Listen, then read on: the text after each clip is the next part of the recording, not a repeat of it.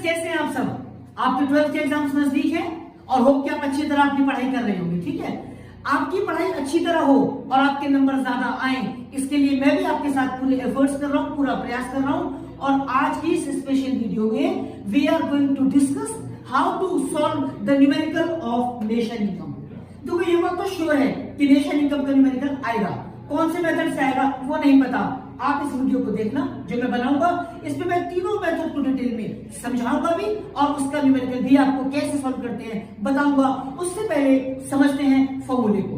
देखिए, सबसे कॉमन जो वर्ड है आपने इस नेशन इनकम में पढ़ा हुआ है, दैट इज द GDP, है ना, gross domestic product eight MP market price. होता क्या है? फुल फॉर्म आप जानते हैं? Gross domestic product is a sum total of all the final goods and services produce in an economy in a financial year. ठीक है, MP का मतलब मार्केट प्राइस। अगर इन केस आपको ये गिवन है and you have to reach at the point of nation income, तो कैसे हम इसमें प्लस या कुछ माइनस करेंगे और नेशन इनकम बनाएंगे, देखिएगा। GDP में से सबसे पहले माइनस कर दीजिए डेप्रिसिएशन, जिसका एक नाम और है, कंफ्यूज मत होना, वो नाम है कंजम्पशन ऑफ फिक्स्ड कैपिटल। आप साथ साथ नोट करते जाना बेटा अपनी कॉपी पे, ठीक है। तो gross domestic product at market price में से जब आप डेप्रिसिएशन को माइनस करेंगे तो बचेगा NDPMP। यहां पर N का मतलब क्या हुआ? नेट। पढ़ा है ना आपने बेसिक बात? ग्रॉस में से डेप माइनस होता है तो बचता है NDP, यानी net domestic product at market price. D मतलब डोमेस्टिक इनकम, यानी all those income which we have earned within the geographical boundaries of a country. जब हम विदेशी व्यापार करते हैं, जब रेस्ट ऑफ द वर्ल्ड से डीलिंग करते हैं, पैसे का इनफ्लो होता है, आउटफ्लो होता है, तो उसे कहा जाता है NFIA, जिसका full form net factor income from abroad. तो डोमेस्टिक इनकम में जब हम net factor income from abroad को प्लस करते हैं तो हमारे पास आता है NNPMP। इसका फुल फॉर्म हुआ net national product at market price. ये MP है, मतलब मार्केट प्राइस। इसमें से माइनस कीजिए NIT। NIT क्या होता है? NIT का फुल फॉर्म है नेट इनडायरेक्ट टैक्स। ये क्या हुआ? नेट इनडायरेक्ट टैक्स का मतलब इनडायरेक्ट टैक्सेस माइनस सब्सिडी। यानी अगर क्वेश्चन में इनडायरेक्ट टैक्सेस और सब्सिडी गिवन है तो दोनों को ऐसे एडजस्ट करने के बाद जो बैलेंस बचेगा ना, उसको नेट इनडायरेक्ट टैक्स बोलेंगे। और नेट इनडायरेक्ट टैक्स को जब आप मार्केट प्राइस में से डिडक्ट करते हैं या माइनस करते हैं तो बचता है NNPFC, जिसका फुल फॉर्म है net national product at FC का मतलब क्या हुआ? फैक्टर कॉस्ट, मतलब जिस कॉस्ट पर आपका product with in the boundaries of factory proper produce हुआ है या बना है। और इस NNPFC को ही बोला जाता है national income.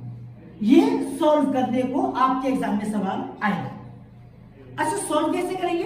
Then we have the three methods, income method, expenditure method and the value added method. ठीक है, मैं तीनों के फॉर्मूलों को डिटेल में समझाऊंगा। पहले मैं यहां साइड होता हूं, आप इसे नोट कर लो, उसके बाद मैं इसको रब करूंगा और तीनों को एक्सप्लेन करूंगा। ठीक है, कीजिए नोट। जैसा कि मैंने कहा कि तीन मेथड्स होते हैं। पहला मेथड है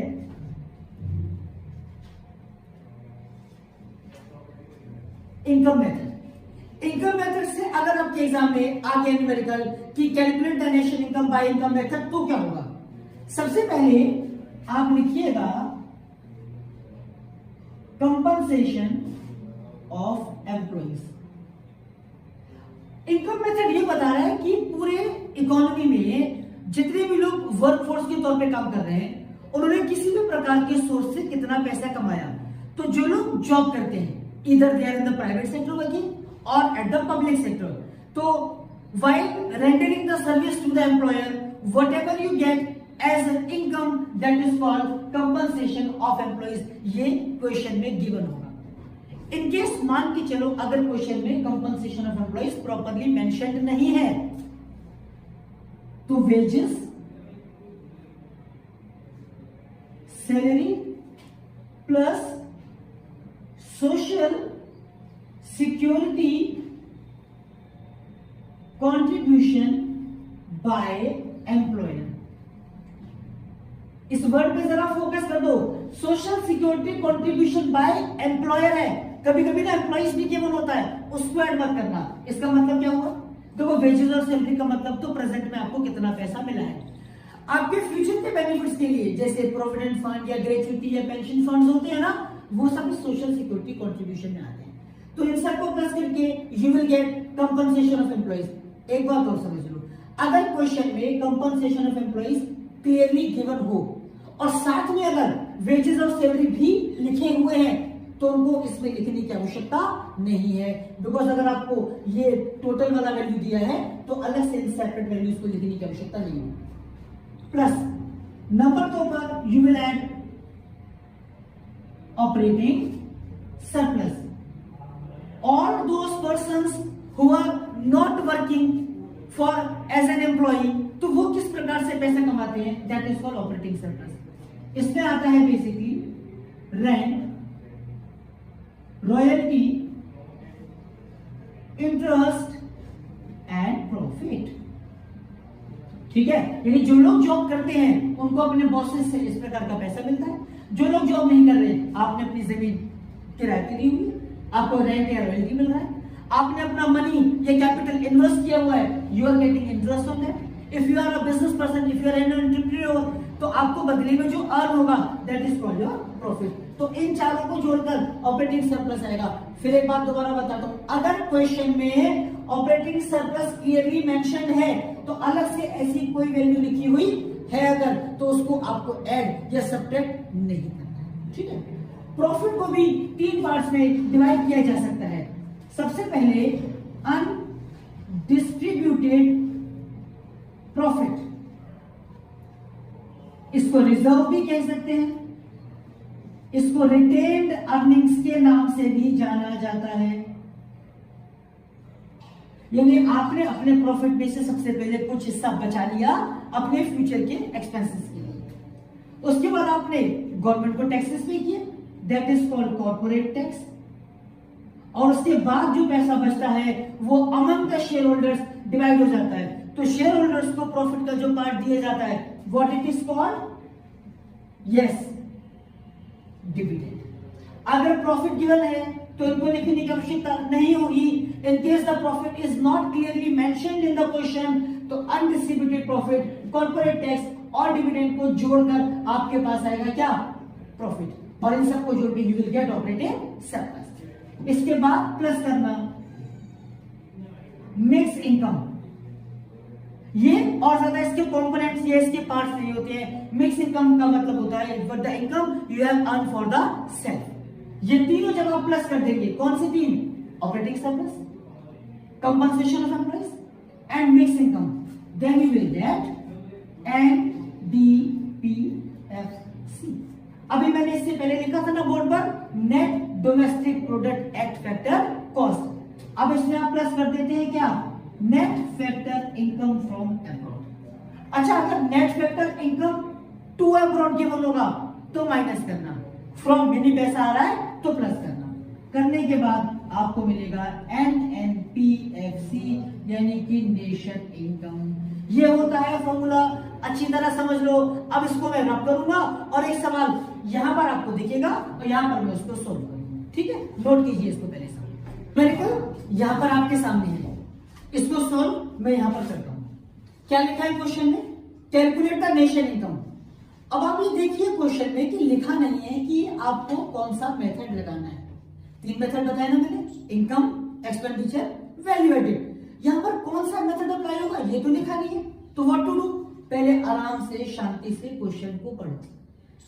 compensation of employees, profit, rent, interest, mix income, ये ऐसे कुछ वर्ड्स हैं या कंपोनेंट्स हैं जो आपने भी नेशन इनकम में इनकम मेथड में सीखे थे, है ना। तो मतलब क्या हुआ, इसका मतलब ये कि ये सारे वर्ड्स फेमिलियर हैं उससे जो हमने अभी इनकम मेथड में सीखा। तो let us do one thing, हम इसमें इनकम मेथड लगा सकते हैं। अब आपको एग्जाम में कैसे सॉल्व करना है, एग्जाम में आपको क्वेश्चन सॉल्व करने से पहले उसका फॉर्मूला लिख देना, तो इस स्टेप मार्किंग होती है ना। अगर बाई चांस आपका आंसर गलत भी हो गया, अनफॉर्चुनेटली 1%, तो भी 5 में से 4 नंबर तो मिलेंगे, 4 में से 3 तो मिलेंगे ना। तो क्वेश्चन का फॉर्मूला जरूर लिखो पहले। आपने लिखा कंपनसेशन ऑफ एम्प्लॉइज, फिर आपने लिखा ऑपरेटिंग सरप्लस, फिर लिखा मिक्स इनकम, और इसको प्लस करने के बाद यू विल गेट एनडीपी, और इसमें आप प्लस कर दोगे एनएफआईए, तो आ जाएगा एनएनपीएफसी, यानी कि नेशन इनकम का सवाल आपका सॉल्व हो गया। तो 2 नंबर तो आपके आ चुके हैं अब तक, सिर्फ इतना लिखने से, इतना याद करने से। लेकिन मैं हमेशा बोलता हूं याद मत करो, समझो। ये आपने लिखा एग्जाम में। अब ये जो क्वेश्चन यहां पर आपके सामने लिखा हुआ है उसको मैं सॉल्व कर रहा हूं। देखो सबसे पहले क्या लिखा है, हमें ढूंढना है कंपनसेशन ऑफ एम्प्लॉइज। और इस सवाल की खूबसूरती क्या है, compensation of employees clearly given है। नहीं होता तो क्या करते, wages, salary, social security contribution plus करते, आवश्यकता नहीं पड़ी। 2000 करोड़ रुपीस, आपको करोड़ वगैरह नहीं लिखने, आपको बस इन फिगर्स को ही लिखना है। इसके बाद you have to calculate operating surplus. अब आप जब ये सवाल देख रहे हैं ना, तो ऑपरेटिंग सरप्लस आपको दिखाई नहीं दे रहा, तो क्या करना है, बताया था अभी इससे पहले, रेंट, रॉयल्टी, इंटरेस्ट और प्रॉफिट को जोड़ देना। तो क्या है, पढ़ा शुरू, प्रॉफिट गिवन है, चलो प्रॉफिट तो इसी का पार्ट है, लिखा हुआ है, ये क्लियर हो गया। रेंट यहां पर लिखा जाता है ना 300, ये इसका पार्ट हो गया। इंटरेस्ट भी लिखा जाएगा 250, यानी जिन 3 चीजों को प्लस करके ऑपरेटिंग सरप्लस आता है वो तीनों ही कंपोनेंट्स मेंशन है, इसको प्लस करो 135। इसके बाद मिक्स इनकम, मिक्स इनकम है कितनी है 7000, नजर आ रहा है आपको, मुझे भी यहां पर आ रहा है, मिक्स इनकम 7000। इन तीनों को प्लस करके आप आ गए एनडीपीएफसी पर 7 8 9 10 3 5 0, 10,350। आगे करोड़ नहीं लिख रहे, आगे चले। Net current transfers to abroad, current transfers को यूनिलैटरल ट्रांसफर्स भी कहते हैं, मतलब वन साइडेड इनकम। ये तो नहीं आएगी, फॉर्मूला तो मैंने सिखाया नहीं है, तो ये पॉइंट आपको कंफ्यूज करने के लिए दिया है, हटाओ इसको, आगे चलो। एक्सपोर्ट्स कोई आवश्यकता नहीं, क्योंकि एक्सपोर्ट इनकम मेथड का कोई पार्ट होता ही नहीं है। Net indirect taxes, indirect taxes यहां पर कहीं अप्लाई हुई है क्या, वैसे तो इनडायरेक्ट टैक्सेस का मीनिंग मैंने जीडीपी वाले फॉर्मूले में सिखाया था, इनकम मेथड में तो नहीं लगा ना, तो ये भी फॉर द कंफ्यूजन है, हटाओ। Net factor income to abroad, to मतलब पैसा गया है, यानी मनी का आउटफ्लो ज्यादा हुआ है, तो प्लस की जगह ये माइनस होगा, हाउ मच, जितना वैल्यू है, कितना है 60, माइनस हो गया, कितना बचेगा 10290। एंड में गिवन है कंजम्पशन ऑफ फिक्स कैपिटल, मतलब डेप्रिसिएशन। इस फॉर्मूले में डेप्रिसिएशन लगता है क्या, नहीं, ये आपका नेशन इनकम हो गया। आपके जितने नंबर का सवाल था पूरे नंबर आए, ठीक है। इनकम मेथड के इस सवाल को नोट कीजिए, दूसरा मेथड सिखाता हूं। दूसरे मेथड का नाम है एक्सपेंडिचर मेथड। एक्सपेंडिचर मेथड में ये देखेंगे कि पूरे भारत में जितने भी लोग हैं, all the people, how much money they have spend, उन्होंने कितना खर्चा किया है, चाहे वो कंजम्पशन गुड्स पे हो या कैपिटल गुड्स पे हो। तो अच्छा, आंसर दोनों मेथड से सेम आएगा, चाहे इनकम से करना या एक्सपेंडिचर से करना। एक्सपेंडिचर मेथड का पहले फॉर्मूला सीख लो,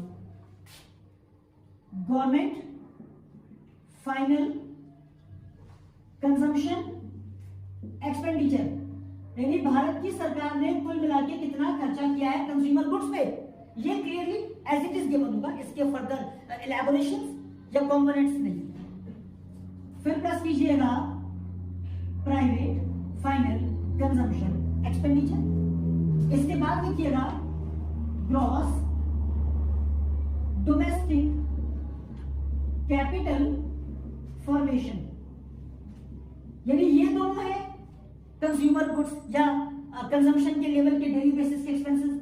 हम फ्यूचर की सेफ्टी के लिए जो पैसा जोड़ते हैं उसको कैपिटल का फॉर्मेशन कहा जाता है, इसको एक प्रकार से आप इन्वेस्टमेंट भी कह सकते हैं। अगर ये क्लियरली गिवन नहीं हो तो इसको कैसे समझेंगे या इसको कैसे एक्सप्लेन करेंगे? इसके कॉम्पोनेंट के तौर पर मैं लिख देता हूं और करके, या तो गिवन होगा gross domestic fix capital formation और साथ में change in stock. Change in stock का मतलब क्लोजिंग स्टॉक प्लस माइनस कर दीजिएगा इसमें से ओपनिंग स्टॉक। तो अगर gross domestic capital formation given होगा तो इसको लिखने की जरूरत नहीं है। In case this is not clearly mention then what you have to do, gross domestic fix capital formation plus change in stock. Change in stock का मतलब closing stock plus opening stock minus. इसके बाद plus कीजिएगा net exports. Net exports का मतलब exports में से imports को माइनस कीजिएगा। केवल एक्सपोर्ट्स गिवन होंगे तो प्लस करना, if only imports will be given minus करना, if both are given then subtract and whatever the balance you are having that you will add here as net exports. 1 2 3 4 इन चारों को plus करके you got GDP-MP यानी gross domestic product at market price. Gross में से डेट minus होगा, क्या बचेगा? Net domestic product at market price. Domestic पे प्लस करोगे NFIA जो बताया है आ जाएगा NNP MP। Net national product आ गया, मार्केट प्राइस आपको क्या चाहिए? नेशनल इनकम, वो क्या होता है? NNP FC। तो NNP तो आ गया, मार्केट प्राइस से फैक्टर कॉस्ट पे कैसे आओगे? अभी समझाया था, माइनस कर देना नेट इनडायरेक्ट टैक्स, ये इसका फॉर्मूला हो गया। इसे नोट करो, फिर एक सवाल अभी कराता हूं आपके लिए। कहता है कि from the following information calculate GNP-MP at FC यानी factor cost by income method and expenditure method. Income method तो सीख लिया, एक्सपेंडिचर मेथड से कराता हूं। अभी मैंने आपको क्या ट्रिक बताई है कि आप न्यूमेरिकल को सॉल्व करने से पहले उसके फॉर्मूले को यहां पर अपनी कॉपी पर, बोर्ड की कॉपी पर लिख लीजिएगा। एक्सपेंडिचर मेथड का क्या फॉर्मूला है? Government final consumption expenditure plus private final consumption expenditure plus gross domestic capital formation plus net exports को प्लस करके क्या आ जाएगा? GDP-MP। क्वेश्चन क्या पूछ रहा है? कैलकुलेट कीजिए GNP-FC। GNP-FC ग्रॉस तो सेम है, डोमेस्टिक है, नेशन चाहिए, क्या करेंगे? NFIA प्लस करना तो आ जाएगा GNP-MP। और मार्केट प्राइस गिवन है, फैक्टर कॉस्ट चाहिए, माइनस करोगे नेट इनडायरेक्ट टैक्स। यहां पर हमें पहुंचना है, फॉर्मूला आपने लिख लिया। अब चलो क्वेश्चन को पढ़ते हैं, ये आपके सामने है ना। Factors income from abroad, compensation of employees, income method का है। नेट डोमेस्टिक कैपिटल फॉर्मेशन, आपको चाहिए होता है ग्रॉस, कि क्या गिवन है आपको? Net domestic capital formation 50। Net given है, नेट में क्या प्लस करते हैं कि ग्रॉस आता है? डेप्रिसिएशन। क्या डेप्रिसिएशन है क्वेश्चन में? हाँ, देखिए point number 8, consumption of fix capital. Consumption of fix capital को डेप्रिसिएशन बोलते हैं 50। तो ये आ गया 65 ग्रॉस डोमेस्टिक कैपिटल फॉर्मेशन। आगे चले, प्राइवेट फाइनल कंजम्पशन एक्सपेंडिचर 220 लिख दिया। आगे चले, दोनों गवर्नमेंट फाइनल कंजम्पशन एक्सपेंडिचर है क्या न्यूमेरिकल में? गवर्नमेंट फाइनल 15 नंबर पॉइंट पे सेकंड लास्ट मिला 85 का। क्या प्लस करना है? Net export. नेट एक्सपोर्ट है क्या? देखो 10th और 11th, 10th में एक्सपोर्ट है, 11th में इंपोर्ट है। एक्सपोर्ट भी आपको गिवन है और इंपोर्ट भी आपको गिवन है। यहां पॉज कर देना, 1 2 नहीं चलने दे, 1 2 3 4 5 6 7 ठीक है। एक्सपोर्ट से 20, इंपोर्ट है 25, माइनस कर दो, ये बचा माइनस का 5। इन सबको प्लस करके क्या आ जाएगा आपके पास? GDP-MP। अब प्लस करिए NFIA। NFIA है क्या क्वेश्चन में? पॉइंट नंबर 5 देखो, factor income to abroad. To मतलब पैसा गया है, और पहले नंबर पे लिखा है फैक्टर इनकम फ्रॉम अब्रॉड, पैसा आया। जो इनफ्लो हुआ है पॉइंट नंबर 1 पे वो 10 का है, और 5 पे जो मनी आउटफ्लो हुआ है वो 50 है। कितना बचा ये? माइनस का 5। क्या आ जाएगा सॉल्व करने पर? GNP-MP। माइनस करो NIT यानी net indirect taxes. Net indirect taxes देखो पॉइंट नंबर 12 पे इनडायरेक्ट टैक्सेस गिवन है आपको 30, इनडायरेक्ट टैक्स प्लस करते हैं, सब्सिडी माइनस करते हैं, इनडायरेक्ट टैक्स के ठीक नीचे सब्सिडी गिवन है 10, ये बाकी बचा 20। उसके अलावा जितनी भी इंफॉर्मेशन आपके पास है वो आपके पास रेलेवेंट नहीं है एक्सपेंडिचर मेथड से। प्लस माइनस तो कर लोगे, you will get the जीएमपीएफसी।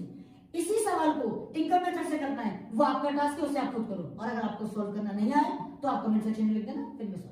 Third और लास्ट हमारा नेशन इनकम को कैलकुलेट करने का मेथड है value added method, which is also known as product method. इस मेथड से कैसे सॉल्व होगा, पहले समझते हैं कि how to calculate the value added method. Number 1 point पर लिखिए वैल्यू ऑफ आउटपुट। ये वैल्यू ऑफ आउटपुट कैसे आएगा, sales plus change in stock. Bharat ने या किसी भी इकोनॉमी ने जितनी भी सेल्स की है, चाहे वो डोमेस्टिक सेल्स हो या वो एक्सपोर्ट हो, सबको प्लस कर दीजिएगा। और अगर कुछ स्टॉक है तो उस स्टॉक को आप प्लस कर दीजिएगा। तो क्लोजिंग स्टॉक प्लस होगा तब जब अगर मेंशन होगा, अन्यथा टोटल सेल्स को लिखने के बाद ही you will get the value of output. इस वैल्यू ऑफ आउटपुट में हम ऐसा नहीं कर सकते हैं कि कभी कभी क्वेश्चन में ना जो इकोनॉमी के 3 सेक्टर्स होते हैं वो अलग अलग मेंशन होते हैं, यानी primary sector plus secondary sector और थर्ड वन होता है टर्शियरी सेक्टर। इन सेक्टर्स के वैल्यू ऑफ आउटपुट को प्लस कर दिया। इसके बाद इसमें से you will subtract intermediate consumption. तो आ जाएगा GVANP, gross value added at market price, जिसको आपने इनकम और एक्सपेंडिचर मेथड में किस नाम से जाना था, GDP-MP के नाम से। अब आगे का तरीका वही सेम चलेगा। कैसे, ग्रॉस में से जब आप डेप्रिसिएशन माइनस करते हैं तो आता है NDP-MP। इसको यहां पर आप NVAMP भी कह सकते हैं, मतलब net value added at the market price. फिर आगे चलते जाओ, एनडीपी डोमेस्टिक इनकम है, प्लस कर दीजिए NFIA तो आएगा NNPMP। और मार्केट प्राइस में से जब आपको माइनस होता है नेट इनडायरेक्ट टैक्स तो आ जाता है NNPFC। यही है आपका वैल्यू एडेड मेथड से नेशन इनकम को कैलकुलेट करने का फॉर्मूला। अब आप इस फॉर्मूले को लिखो, फिर पहले की तरह एक क्वेश्चन यहां पर पेश करेंगे और यहां पर मैं उसको आपको सॉल्व करके सिखाऊंगा। बेटा आप भी साथ साथ और ज्यादा न्यूमेरिकल्स घर पे कोशिश करते रहना, और जो भी आपको डाउट हो ना वो कमेंट सेक्शन में मुझे क्वेश्चन अपने सेंड करते रहना। चलो नोट करो उसको पहले जल्दी से। स्टूडेंट्स अब आपके सामने ये क्वेश्चन लिखा हुआ है ना, क्वेश्चन पूछ क्या है, कैलकुलेट GVAMP। आपको कैलकुलेट करना है gross value added at market price. तो क्लियरली समझ में आ गया आपको कि वैल्यू एडेड मेथड से है, इनकम मेथड नहीं लगना, एक्सपेंडिचर मेथड भी नहीं लगना, वैल्यू एडेड मेथड लगाना है। क्या करें, जो मैंने तरीका बताया, पहले आप एक्सप्लेन कर लीजिए फॉर्मूले को अपने कॉपी पर। लिखिए वैल्यू ऑफ आउटपुट, क्या क्या प्लस करते हैं इसमें, सेल्स, टोटल सेल, चाहे वो डोमेस्टिक हो या एक्सपोर्ट हो। जनरल क्वेश्चन में आपने पढ़ा पॉइंट नंबर 2 पे क्या लिखा है, डोमेस्टिक सेल्स 200। आगे करोड़ लगाने की आवश्यकता नहीं है। आगे चलो, एक्सपोर्ट कितना गिवन है, 10। चौथे नंबर पॉइंट पे एक्सपोर्ट गिवन है ना, ये प्लस किया। और अगर आपको चेंज इन स्टॉक गिवन होता है तो उसको भी प्लस किया जाता है क्या। थर्ड पॉइंट पे देखो चेंज इन स्टॉक, लेकिन माइनस का 10 है, यानी करना तो था प्लस, लेकिन मतलब इसका क्या होगा कि ओपनिंग स्टॉक की वैल्यू ज्यादा नहीं होगी क्लोजिंग स्टॉक से। इसको सॉल्व करने पर आया 200, ये बचा आपका वैल्यू ऑफ आउटपुट। अब क्या करते हैं, वैल्यू ऑफ आउटपुट में से माइनस करते हैं इंटरमीडिएट कंजम्पशन, तो आ जाएगा GVAMP। चलो इसमें इंटरमीडिएट कंजम्पशन तो कहीं नहीं लिखा, फिर क्या करें, क्या क्वेश्चन गलत है, जी नहीं। ये जो पॉइंट नंबर 5 लिखा हुआ है क्या है, सिंगल यूज प्रोड्यूसर गुड्स, यानी इंटरमीडिएट कंजम्पशन को सिंगल यूज प्रोड्यूसर गुड्स के नाम से भी जाना जा सकता है, या इसको परचेजिंग के नाम से भी जाना जा सकता है, या परचेजिंग ऑफ रॉ मटेरियल के नाम से भी लिखा जा सकता है। तो all are the same thing. अगर थोड़ा डिटेल में किताबें पढ़ोगे ना बेटा तो ये बहुत कॉमन सी बातें हैं। इसको किया 120 की वैल्यू, आ गया आपके पास 80। अब डेप्रिसिएशन की बने कोई इसमें आवश्यकता नहीं है, क्यों? We have to calculate the GBMP. अगर डेप्रिसिएशन हम माइनस कर दे इन केस, जो कितना है 20 का, ये लिखा है ना सबसे ऊपर, बचा 60, तो क्या बचेगा? NVAMP। इस क्वेश्चन में नेट इनडायरेक्ट टैक्सेस भी गिवन है, हमारा आंसर पहुंच चुका है। क्वेश्चन ने जो पूछा है we have calculated that. In case आप और सीखे और नेट इनडायरेक्ट टैक्सेस जो आपको मेंशन है 20 माइनस कर दिया तो कितना बचा? 40। ये क्या कहलाएगा? ये कहलाएगा NVAMC। इस प्रकार से आपका पूरा क्वेश्चन सॉल्व हो गया। एक ही वीडियो में मैंने आपको बेटा तीनों मेथड सिखा दिए, तीनों का एक सवाल भी सिखा दिया है। अब आपकी जिम्मेदारी किसकी है? आपकी, खूब सारे क्वेश्चन करने की और खूब सारे डाउट्स पूछने की। चलो बेटा, गॉड ब्लेस यू।